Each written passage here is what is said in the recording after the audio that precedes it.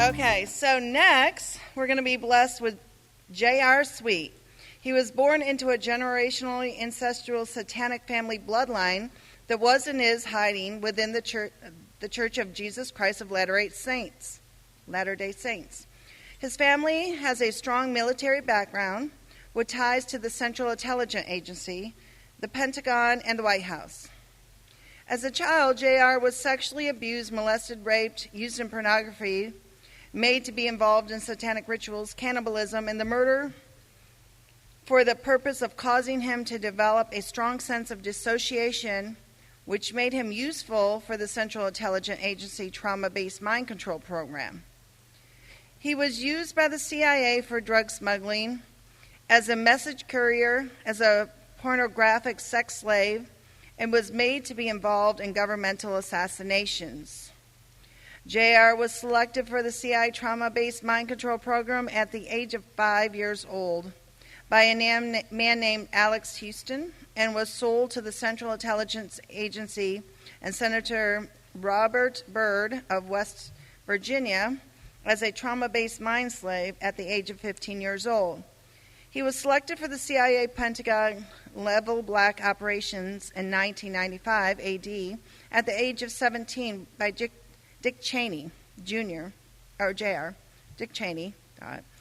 J.R. did not consciously remember and understand the above described events until he began to see a therapist and started actively working on journaling out and remembering the events in his life in and after the year of 2017. J.R. is grateful to God and the angels of heaven who have helped him stay alive, recall his past, and to begin to heal from being raised within an almost incestual, evil, satanic family bloodline. His website is MormonMonarch.com. And let me remind you, the gates of hell shall not prevail. So with no further ado, J.R.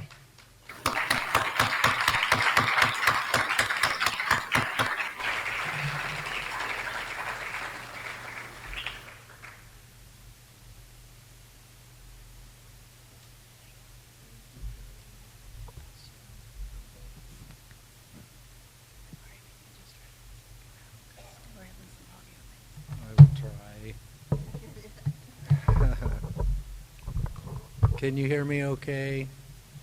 I've been told I have a softer voice and it's a little harder to hear, so I will try to speak a little louder. I'm really honored to be here today. I really appreciated the invitation by Kelly. Thank you, Kelly.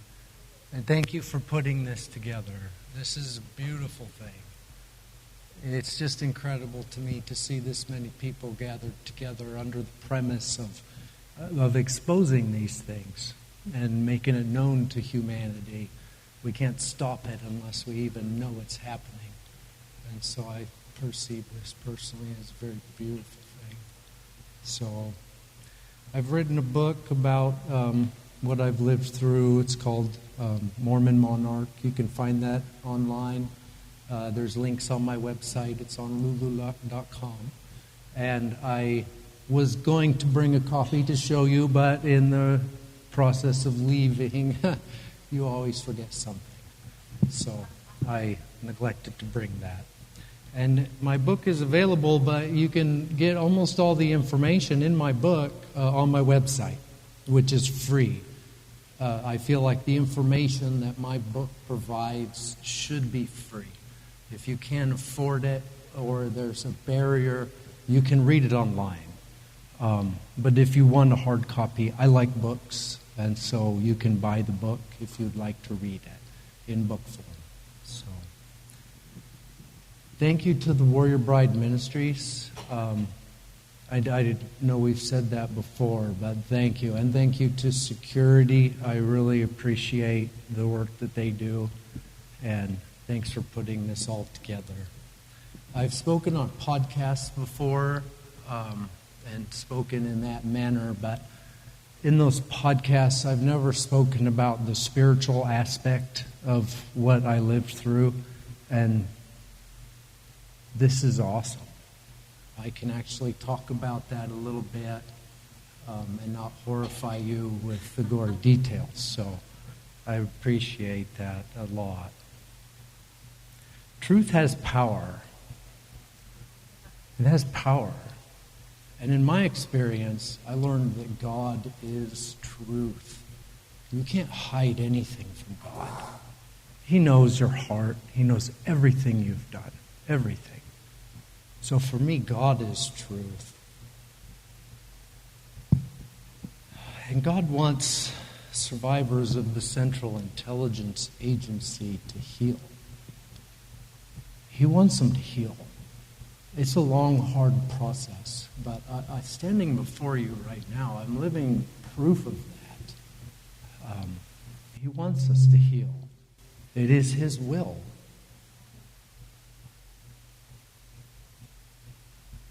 I'm going to just read you something for a minute. Having been raised in a generationally incestual satanic family bloodline hiding within the Mormon Church, I had mixed feelings of God throughout my youth.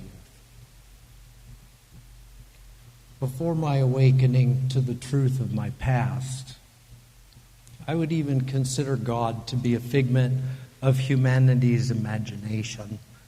And for a time I was an atheist. Then I was an agnostic. In the end, though, it was God who found me again. He gave me the truth of my past. And He spared me from death at the hands of a lot of people who wanted me dead when I started to remember the things I talk about. Through my testimony, I hope to educate those attending this conference that God loves His children, and through the power of God, healing is not only possible, but healing in truth is the will of God. I've been asked before if I still believe in God after what I lived through, experiences with my family, with the government, with church. And I hope that by the end of this talk that has been answered for you. I took the time to write this all down on paper, so there's no technology involved. It's been avoided. So, yeah. I just want to say a short prayer, because I like talking to God, and God is here in this room with all of us. There's a message here, and the power of God is here in this room, and you've all brought it here, so thank you. I pray that we can all be aligned with God's will, and that the message which I am here to convey can be clearly articulated for those of you who are here to hear it. I pray that the spell that is over the minds of the people, preventing them from hearing talks like this, can be broken. And that the spell of trauma-based mind control and satanic ritual abuse in our world can be broken. Amen. Warning to survivors. If there are any survivors in this room, there might be some triggers for you. I do understand that, and I pray that you can work through those things. And I've tried to formulate this so that I don't harm anyone. So who am I, and why am I here speaking to you today? Well, some people are born into really good families. They're born into a family of farmers. Maybe they're born into a family of plumbers. Simple families with pure heritage, or doctors or dentists. I was not. I was born into a generationally incestual, royal, satanic family bloodline. My family bloodline reaches back, I know, to King Henry VIII. I think everyone knows King Henry VIII wasn't a nice man. I don't know much about King Henry VIII, but that's my family's genealogy. I was told that since as far back as I can remember. They were very proud of that. My family's also connected to the Central Intelligence Agency. So I come from a CIA family. This was on my father's side. My grandfather, my grandmother even, and my uncle. They brought it into the family.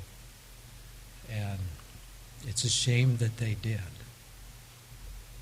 They worked in the CIA's trauma-based mind control program. It's often referred to as MK Ultra, Project Monarch. It's trauma-based mind control. That's what they worked in. I come from a family of CIA human bioprogrammers. It's not something you carry with pride. It's a disgrace. And it needs to be exposed, and it needs to end. Because it's an atrocity upon God's children. I was raised in the Mormon faith. I was raised Mormon. Church of Jesus Christ of Latter-day Saints. It's long, but that is what they call themselves. That side of me, growing up, the normal side, the base personality, we considered ourselves to be Christian. That's what we considered ourselves to be. That was my conscious existence. But on a subconscious level, my family were Satanists. They were not good people. That was in my unconscious existence. And that existed through altars, various personalities, and things that I don't have all the answers for in my own existence. So these two things were in conflict for a very long time in my life. It's interesting to me because being a multiple, I would experience things such as the satanic side would mock the Christian side, even in my own mind. And so it's a difficult thing to work through. But you do come back to God, God the Father.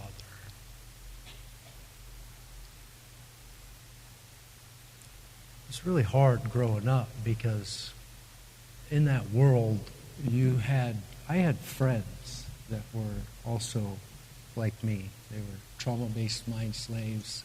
They were actually CIA-owned trauma-based mind slaves. And they came from Mormon families. They're in Idaho. It was just, I don't want to say normal, but in a way it was for us. It was all just the way that it was. And then my family, we were Mormon, and we were connected to the hierarchy of the church. I met Hinckley back in 1995. It was spring. I met him. We did a presentation for him on the project. And I met Monson. In 98. I was supposed to meet with Hinckley, but he wasn't available, and so I ended up meeting with Monson. And I knew Irene. Those were not good people. They claimed to be, but they were Satanists. And Monson and I just flat out talked about that, and my parents in a meeting with him there in 98. So I had a pretty conflicting view of God in my life. And it's really nice to come back to center, to come back to God. And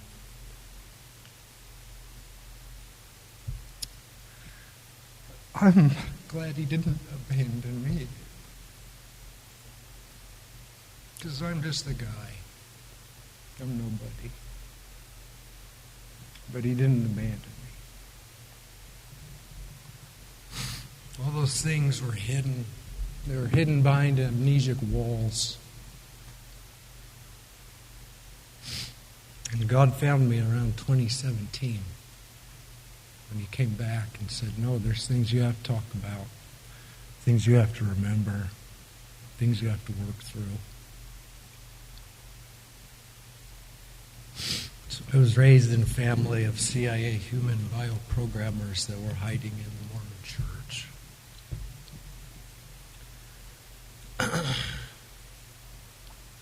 I was conditioned through abuse. A lot of you here, you understand that. The purpose was to cause dissociation. I was abused as a child, and I had dissociated very strongly. Not all in my family dissociated. My younger brother, he was selected for the project. He dissociated. My older sister and older brother, they did not. So they were not selected for monarch programming. I was selected, as Kelly mentioned, by a man named Alex Houston. I was 5, and he came out to my grandparents' house. My parents had gone on vacation, and they'd gone to Anaheim, to Disneyland, and they were being trained in Disneyland on how to raise their children in the project.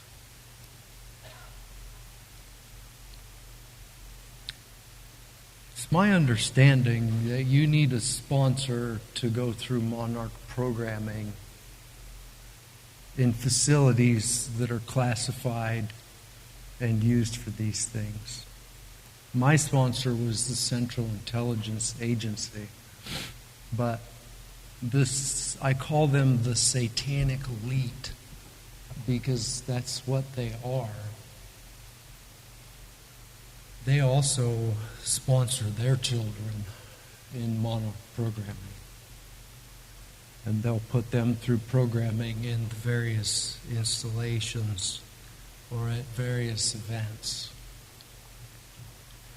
It wasn't easy driving over here, coming to this hotel. I don't know why you picked this one, Kelly. The first time I met the Hilton girls was in 1993. And so I was engaged to Nikki as Paris's little sister. And I know about that engagement from things I've been able to write about and learn about myself. So they'll program their own kids. I met Paris and Nikki out in Oklahoma. We were made to play what's called the most dangerous game. And the girls were there and they were made to run in the game. And I was there with my cousin and we were made to run in the game. They'll do programming at a lot of different places, though. The most dangerous game occurred at a senator's estate there in Oklahoma. I don't know who he was. I just know it was a U.S. senator's estate. It was all fenced off. But they'll use other things. You mentioned, Christy, military facilities. My experience was mostly with the Navy and the Marine Corps.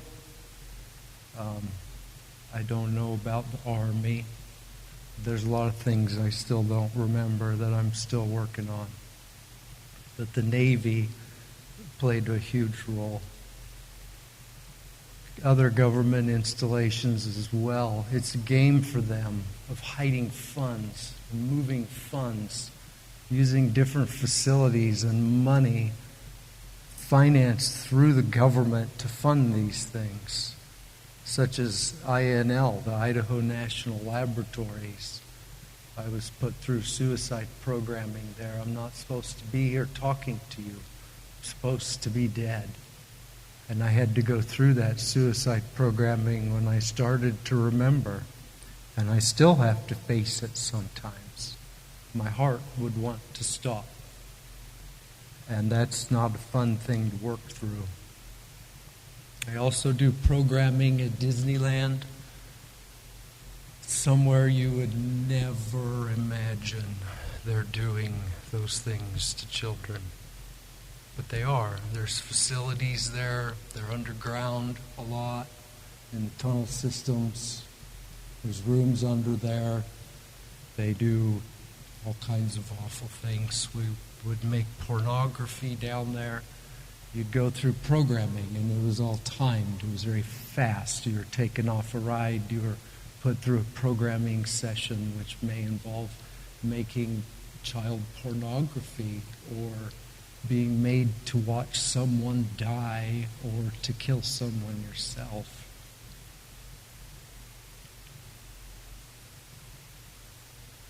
Our government is a sponsor of these things.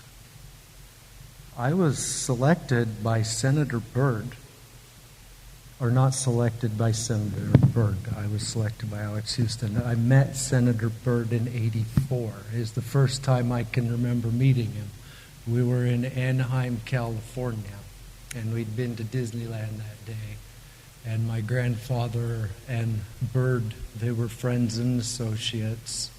And I met them outside. He gave my father a stun gun, and that was the first time I can remember being hit with the stun gun was that night.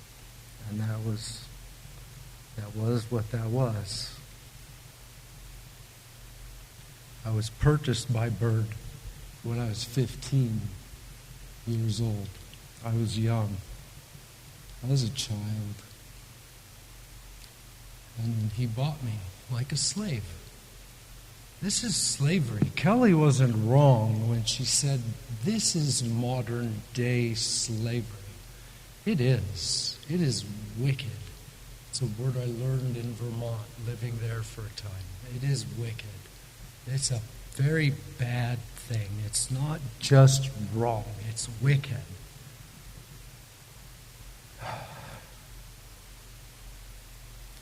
A lot of these things are hidden from you.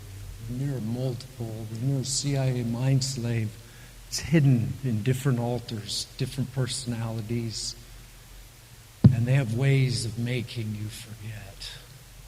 You're hit with a stun gun, you're hypnotized, they pump you full of drugs.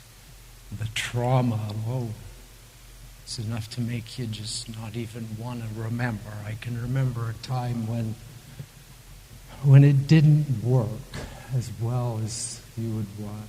And I'd been made to do some things that were just awful. And I wanted to forget about it. I'd been made to kill a man. It was my birthday, and I turned 15. Made to kill a man in Reno just to watch him die. And that was horrible. And I wanted to forget. I didn't want to remember that. Not even when I was young. Now I know why I didn't want to remember that. So these things are hidden behind mechanisms, science, but also the devil, Satan. I'm not just talking about science, psychology. I'm also talking about a spiritual matter. This is war. I'm talking about a spell. When I was able to remember my past and break through the amnesia, it was as though the only way I could describe it at that time was a spell had been broken. It was broken at that moment. And that was wonderful. That was an event to break that spell and to be free of that bind. So we're working against spiritual matters, not just science, evil people.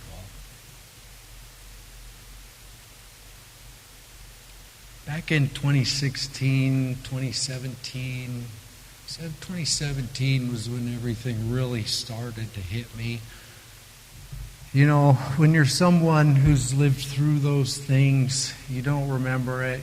there's something nagging at you all the time. You don't know why. You don't know what. It affects your relationships with your wife, your kids, people around you, people you work with.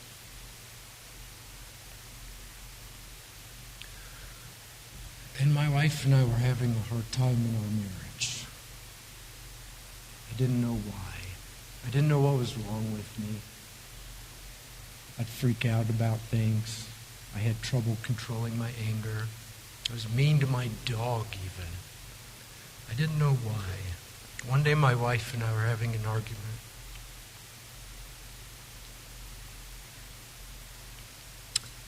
She looked at me and she said, "What is wrong with you? What is wrong?" No one had ever asked me that. What is wrong with you? I didn't know. That made me think. Something's wrong. What is it? Where does it come from? What happened? I started to ask questions. This was God opening a door through some words, simple words, through my wife. And I started to ask questions. Realized something was wrong with my memory. I'd met Charlie Pride in Branson, Missouri back in '93. And I had a picture that he had, or that I had gotten from that, which he was supposed to autograph. In my mind, Charlie had never autographed it. I'd never met Charlie Pride. I'd gone to the show, but I'd never met him. Well, Charlie Pride had signed it. He had actually signed it, and I had met him. When I found this out, it blew me away.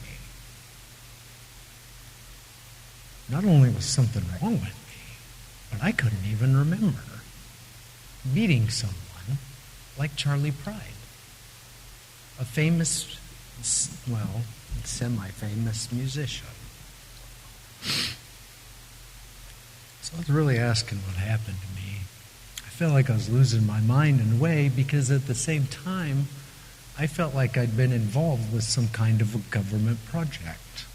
I'd learned just through common research, through college years, that the government was involved with different things and different religions, and those religions would be involved with it.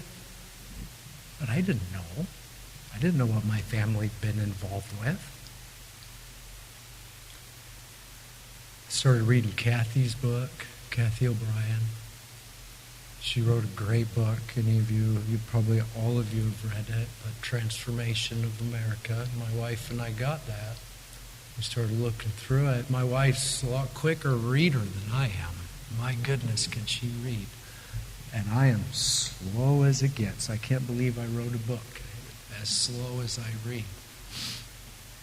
But she read through it pretty quick. Around that time, I started seeing a therapist, because I know there's a taboo around it, but I wanted the truth. The truth. And if I had to talk to someone about it, then I wanted to talk to someone about it. What was going on? I saw a therapist who was a hypnotherapist, which, after my first meeting with her, concerned me a little bit, because something in my mind said there's something to do with the subconscious mind, and I didn't want anything to corrupt what I needed to remember about my own existence. So I ended up telling her, look, she was this wonderful lady, this wonderful older Christian lady in Moscow, Idaho. And boy, she had no idea what was coming when I started to talk about stuff. Yeah, it really freaked that poor gal out. But what I ended up telling her was, I want you to put me in a state of hypnosis. And this is what I want you to do. I want you to tell my subconscious something. because I felt like it needed to hear it. I wanted her to tell me that I was safe to remember, and I needed to remember to be safe. I don't know why I told her to tell me that. But it broke the wall. After that, it was like a flood coming out. With Kathy O'Brien's work, I also got PTSD Time to Heal.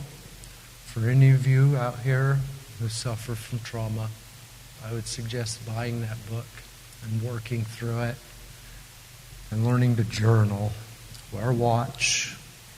Know what time it is. Disassociates. If you disassociate, you'll lose track of time. It's one way you can know if you're being lost or if you're staying consciously aware. Just through time. With my experiences with my therapist, I started to find scars on my body. David talked about scars earlier today, and I have scars here on my wrist where Senator Byrd marked me. He branded me, you would say, as a CIA-owned mind slave. And I have a scar on this wrist where he took a nail and he shoved it through my wrist in order to test my ability for dissociation. That was back in '93 when he selected me for the project, or as a trauma-based mind slave. And I'd remember those things, those events, and would show my therapist those scars. After a time, it really freaked her out. She said, I can't talk to you anymore. Because when I would get there to see my therapist, from the first time I came to visit her, the phone would start to ring. Be one ring, then it'd quit. Then it'd be 2 rings, then it would quit. Then it'd be 3 rings, then it would quit. She got to where she'd unplug it. She'd know I was coming. And she would just unplug the phone and say, okay, Johnny, he's on his way. So, but it ended up freaking her out. And so I didn't see her for too long, just a couple months. And then I just started working through Kathy's book, doing a lot of journaling, trying to talk to folks, make people more aware. Trying to talk to my family about this stuff. I can't even begin to tell you how heartbreaking it is when your family is involved with this stuff and they don't want to see it.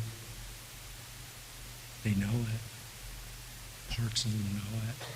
My brothers and sisters would tell me things I couldn't remember. I was like, what are you talking about? Dad used to do this to you or that. Just creepy things. They know it. My younger brother, a little while ago, sent me a message when I was still on Facebook. Basically saying, yeah, we lived through some really bad stuff, but forget about it. Move on. You just need to forget about it. And I can't forget about it. I can't just forget about it. It's not the will of God to just forget about it. No. That's the way of the adversary. That is the way of Satan. Silence is not golden. My silence, nor yours, comes through our voice. But my family had something to hide. It was interesting to hear that phrase, family defender, because my younger brother will use that same phrase. But my family had something to hide. When I started trying to talk to them about this stuff, things got bad. Things got a little crazy. The sheriff was sent out to our house. I believe it was on a Sunday. It was the afternoon. I was taking a nap in the living room. We lived out on 12 acres there in Idaho at the base of the mountains. And the sheriff starts coming down our lane. We had this nice gravel lane, and here he comes. So I got him out and talked to him, and apparently my family had called my mother and father, and they had told the sheriff's department there in Latah County that I was suicidal and It was homicidal, which blew me away because I couldn't remember ever being suicidal or homicidal. My wife, that was one of the things that really affected her, because she was married to a man at that time that she didn't know if he was losing his mind. It's a hard thing to go through, and it's a hard thing to deal with. We started getting harassed really bad in Idaho. It was bad. Phone calls. You get not only calls of one ring and then two from unknown numbers, but people that you would know are connected to so-and-so or so-and-so. Your uncle, for example, they would start coming in. You'd always try to call them back. Numbers are always disconnected. Harassment from military aircraft. Before we left Idaho, it was every day. We got to where we played a game with my youngest daughter there, that the ring rays were coming, and we had to get in the trees. And it was a bad deal. I was run off the road. There would be people at the end of our property about 1,200 feet down, just sitting on the road with binoculars looking at us. And people were trying to kill me. They tried to kill me through triggers. I had a good friend of mine sent out who was also a trauma-based mind slave growing up. And he brought a trigger with him, and I had to deal with the suicide programming I talked about earlier. And that was a bad deal. They also just tried to kill me with gunmen. Various places, gas stations, restaurants. They were usually following you around with helicopters all day, and then you'd go somewhere to eat.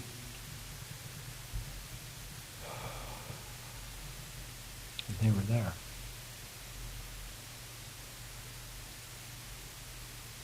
There was one time in particular, I knew I was dead. I used every trick I had. Growing up, my grandfather worked for the CIA. He killed people.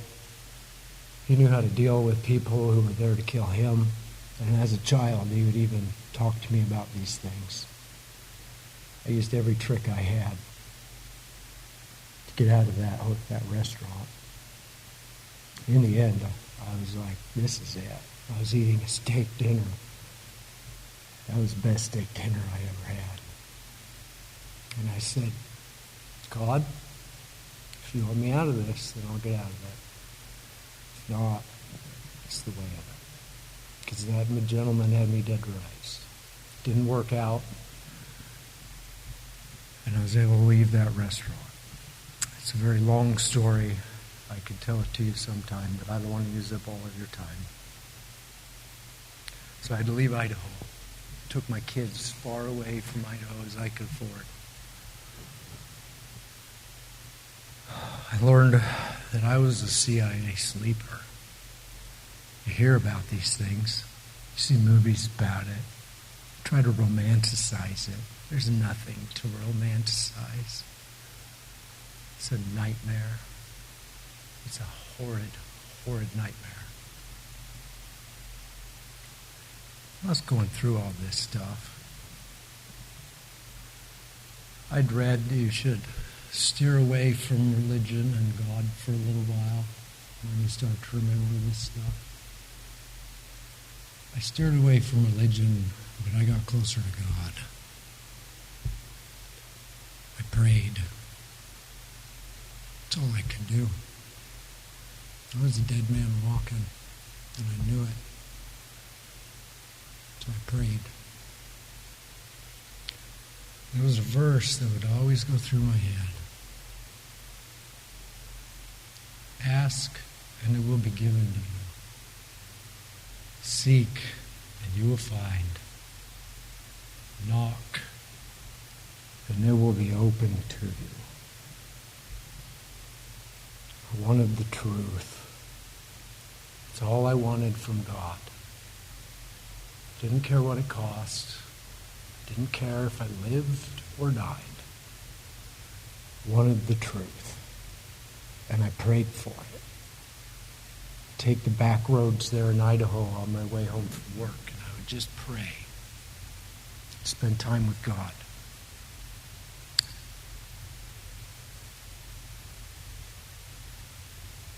Do you seek an answer? Or do you seek the truth? People always want to give you answers. I didn't want answers. I wanted the truth.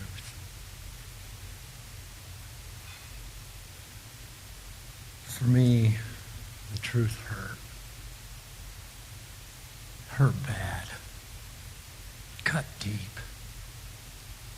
Talk about cutting the body, cutting the spirit. You've reached the soul. It's a deep scar.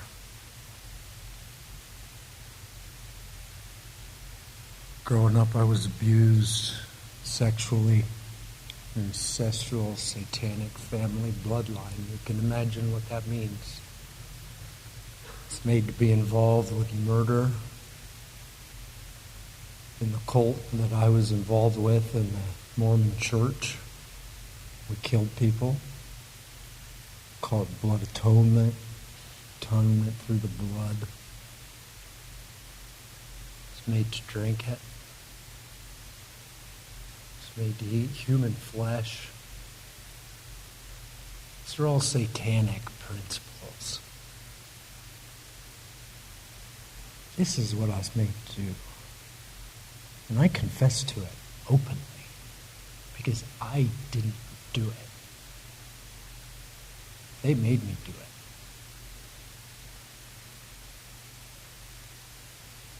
Truth is important. It's important to me, and it's important to God. When you die, where you go is truth. It's what rules that world.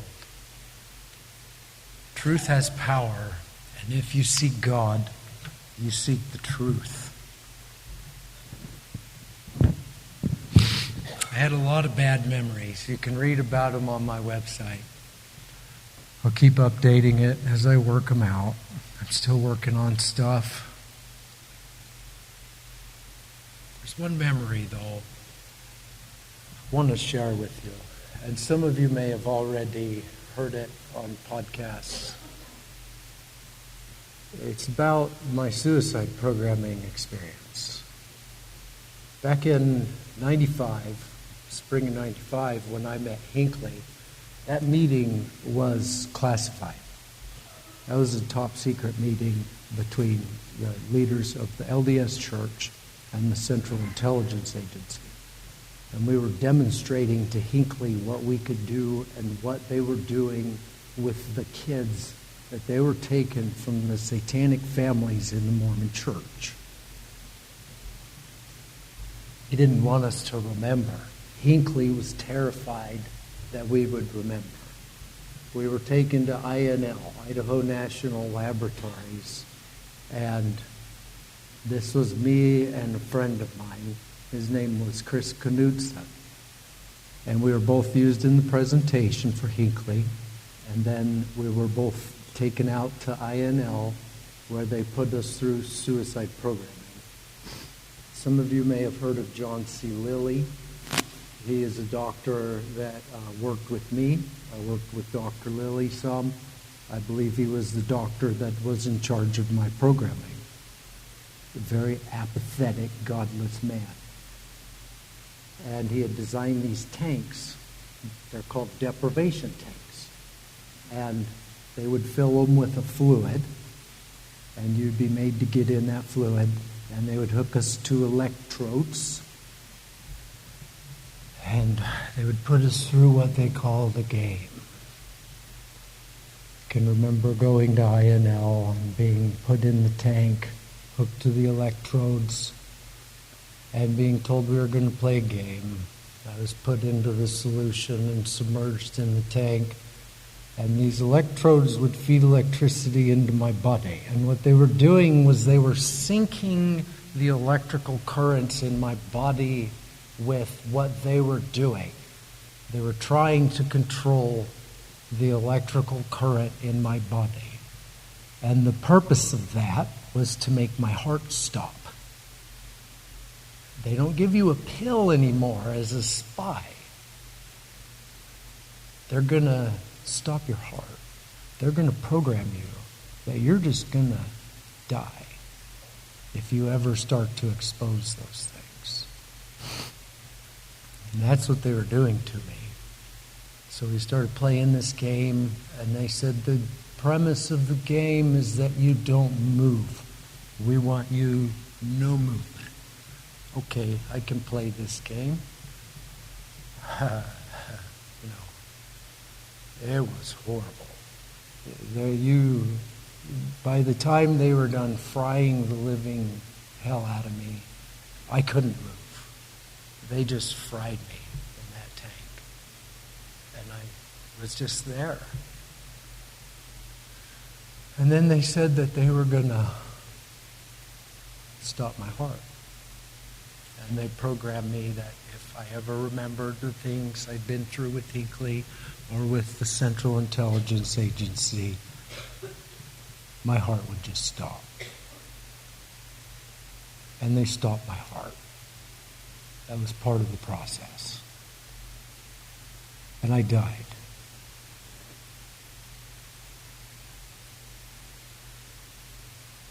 I realize how weird of a thing that is.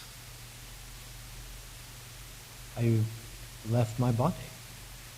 I can remember floating out of my body, floating out of the tank, floating above my body, and looking down.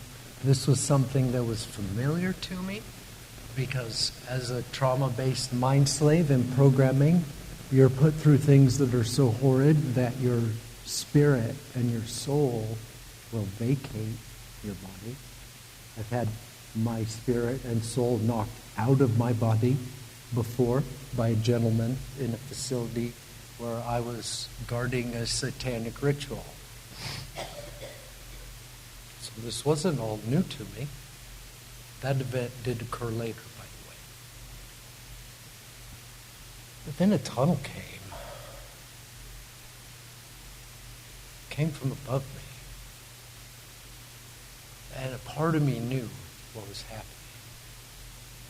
And I started to freak out. It's like, oh my. I'm leaving. I'm going. I'm leaving here. This is finite. I tried to communicate with the people below me, the technicians, but they couldn't hear me. They couldn't see me. And the tunnel took me. I was gone. The next thing I remember is being in a field, high in some kind of mountainous area I don't even know how to describe. Everything was made of light. Everything was made of energy. It's absolutely incredible. And I was home. I was home. The feeling was complete bliss and peace. You talk about paranoia, anxiety. I can relate to those things. When I was in that place, I had no anxiety, no paranoia. I felt whole. One. I was home. There were things there, plants, everything just emanated light. Someone came. Someone I would see later in my life. It was my uncle. He had passed away.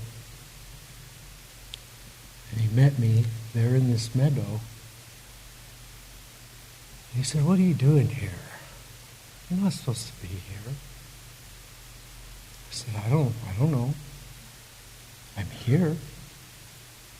He said, "You're not supposed to be here. Did you kill yourself?" I said, "No. No, I didn't kill myself."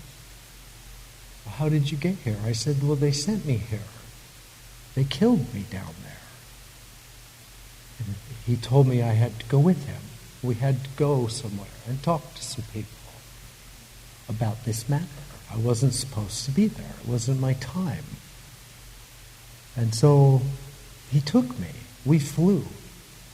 The laws of this earth aren't the laws of heaven. We just flew. He took me by the hand, and we went. We flew through this area, and it was beautiful. Mountains, there was a valley, there was light. The valley just emanated light. And we went down into this valley. All the buildings were clear, they were translucent, and the light there came from the people, the spirits that were there. That's where the light came from. And it came out through the buildings, and it emanated everything, the life and the spirit.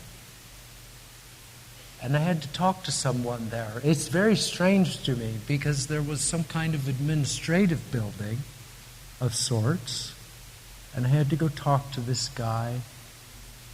Part of me knows who this guy was. He served God. That's what he did when he was here. That's what he's doing there. What you do here is important because you can carry on your work for God. And I talked to this man. You want to know why I was there? Something I'd like to add. Maybe I avoided it on purpose, is there was a lot of people in my life I was made to get rid of. I saw them die. A lot of death in the project. Some of those people, a lot of people, came to see me when I got there. They love us. They all came to see me. Some of those people that came to see me were people that I had been made to kill.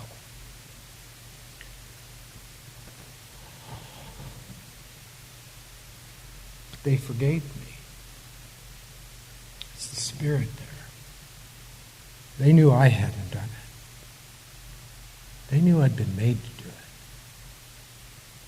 And they told me they forgave me. And that's a gift by God that I carry, which is a strength. And I appreciate that from the angels in heaven.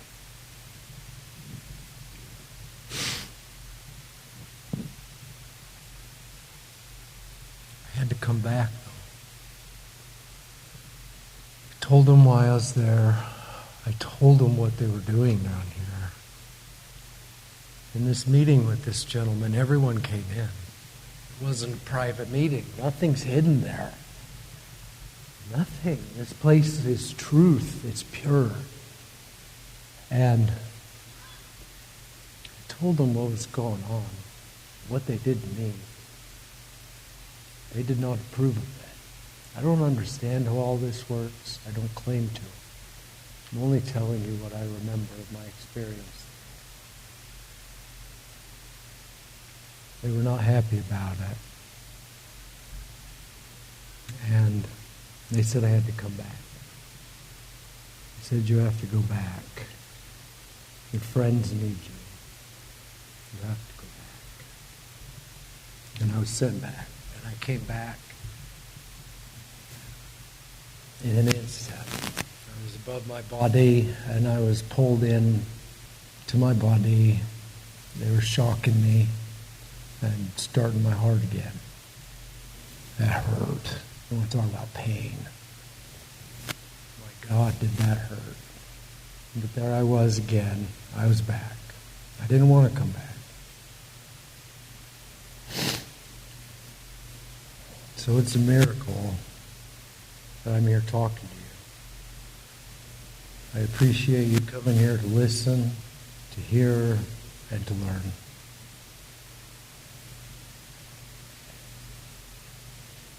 I should be dead. Between suicide programming, the triggers, and people who wanted to kill me, including my family. But God stepped in. God stepped in. He said, that's enough. We're done. That's why you're here today. Because God is stepping in. God stepped in and kept me alive so I could be here talking to you. So I appreciate that, and I appreciate God and all the angels of heaven that have helped me to make it here. It's God's will that I should live. A lot of times I've wished I wasn't, especially after remembering that place. But I'll be here till the end. It's what we do.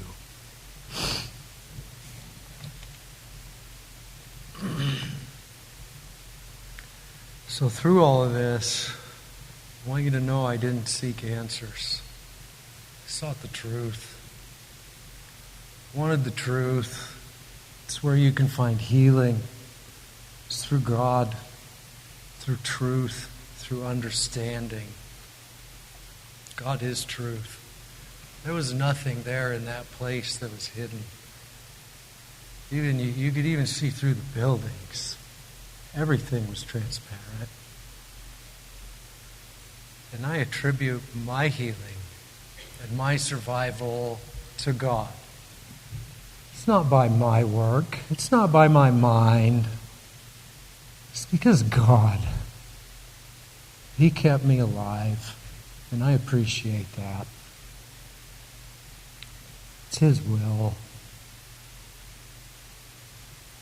It's God's will that survivors of satanic ritual abuse and trauma-based mind control should heal.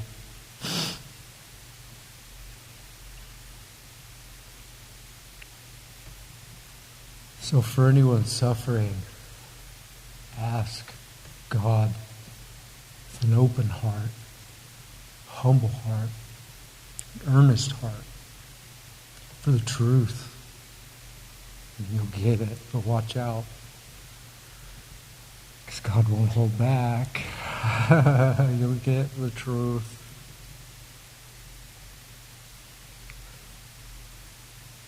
So you people know about these things. So does heaven. So do the angels. So does God. And it's beautiful that you want to work for Him.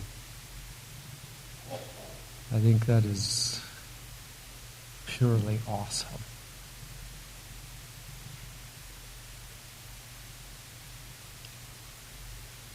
Because God knows, and it is God's will that these things end, you're never alone. You're never alone. There's been times when I have felt so alone. But you're not. Align yourself with God, and you're never alone.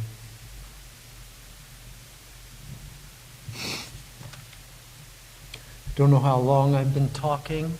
I haven't looked at my watch for a while. But do I believe in God? Yes. Yes, I do. My family took God and morphed it. I can remember my father explaining to me on Temple Square how God is Lucifer, how Satan is God, and how Satan has given us all the knowledge of this technology which loves to fail us when we need it. God is God. God is not who my father says, who Hinckley said, or Monson, or any of them. God is pure and God carries truth.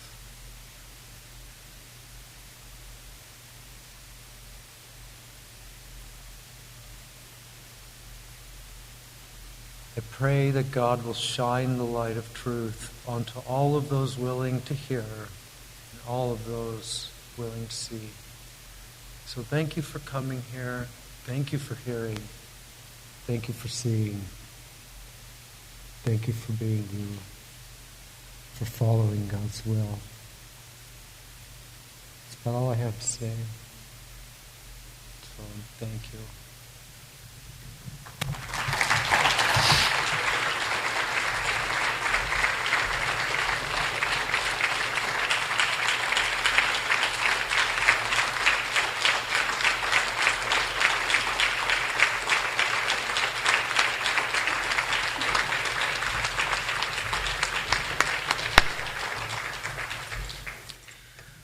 What amazing a testimony for the Lord and the ultimate victory. We're not going anywhere until it's our time. Doesn't matter what the enemy does. If it's our time, it's our time. If it's not, it's not. And so thank you for sharing that. You're very brave, and we appreciate that.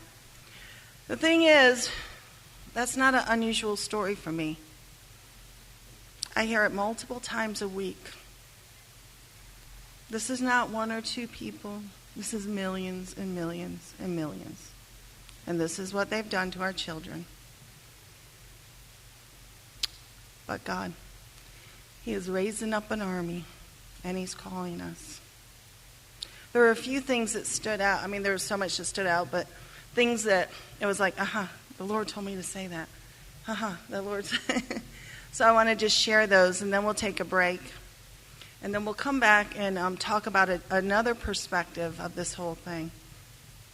So the first one was, I was actually going to end with this, and I think we ended up going off a different subject, but we don't get because we don't ask. That's so important for all of us. Like sometimes I'm struggling, and He's like, well, why didn't you ask me? I'm like, oh, okay. Yeah, guess what? I need the help. And for survivors, we ask for Him. We have to ask. We have to give that permission. We have to give our will over. We have to invite Him in. So remember to ask for everything. The other thing is I want to share a dream that He just gave me. And it was one of those dreams when you know He's talking to you, right? And it was just maybe 4 days ago. And luckily, I had a dream interpreter staying with me. It was an Airbnb. And I woke up and I was like, oh, I had this weird dream. And I didn't really know what it meant, but she got it like that. And I was like, oh, wow, yeah. So the helicopter thing, I hear a lot. There's a lot that goes along with a helicopter. But I hadn't heard it, recently, so it wasn't because I heard it in this realm that I was dreaming about it. But what I was doing, I was driving in a car, and a car means ministry usually. And I was going down this road, and it was covered with trees. You know how trees can sometimes cover? So trees were covered, and there were these helicopters that were coming this way. And the helicopters were like probably a red color.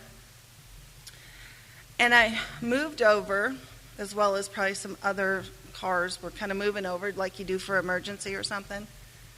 But the helicopters were getting caught in the trees. And they were crashing. And then I found myself, I think, getting up, like being able to continue and get into some kind of house where it was all glass so I could overlook where I had just driven. And I was seeing these bombs, like these big explosions. I was like, so weird, just kind of thinking about it. I was just like, oh my gosh, I know exactly what it is. I'm like, you do? She says, yeah. They're coming at you, and it's red alert. It's the high alert with the red. But they're missing you. And they're getting caught. Their propellers are getting caught in the prayer covering. And we've seen that play out. The enemy has been coming in all directions, but we've got a prayer covering. and they're exploding, they're crashing. Their efforts are crashing and burning. So we have to remember that. We have to remember the power of prayer, the power of asking, the power of our Lord. Amen? All right, so let's take a little breather break. How about we come back in like 10 minutes, and then we're going... Okay, I'm hearing points. Yes, don't forget the silent auction.